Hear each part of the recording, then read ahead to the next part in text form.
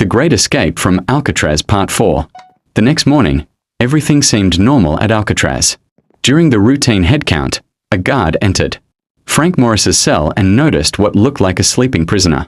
Annoyed that Morris wasn't responding, the guard reached out and shook him.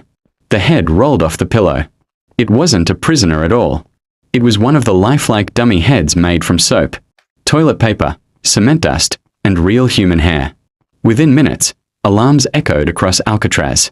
Guards searched every cell and quickly realized that Frank Morris, John Anglin, and Clarence Anglin were gone. Alan West was still inside his cell and explained the entire escape plan after being discovered. The prison immediately went into lockdown. The FBI, the U.S. Marshals, the Coast Guard, and local police launched one of the largest manhunts in American history. Helicopters circled San Francisco Bay while boats searched the freezing water for any sign of the escapees.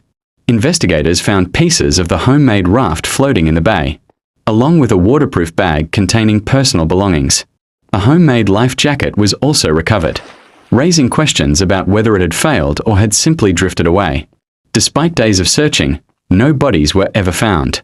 The FBI concluded that the powerful currents and icy water likely caused the 3 men to drown before they could reach land.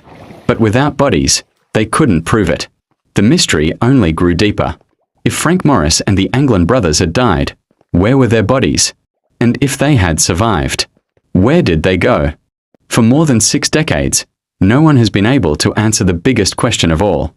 Did Frank Morris and the Anglin brothers die in San Francisco Bay? Or did they pull off the greatest prison escape in American history?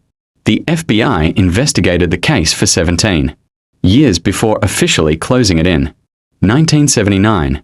Their conclusion was that the 3 men most likely drowned in the freezing water. But the case didn't end there, because no bodies were ever recovered. The U.S. Marshal Service kept the escapees on its wanted list for decades, continuing to investigate new leads whenever they appeared. Over the years, several pieces of evidence kept the mystery alive. The Anglin family claimed they received anonymous Christmas cards signed by John and Clarence for several years after the escape. Family members also said they received flowers from 2 mysterious women at their mother's funeral, believing they were the brothers in disguise.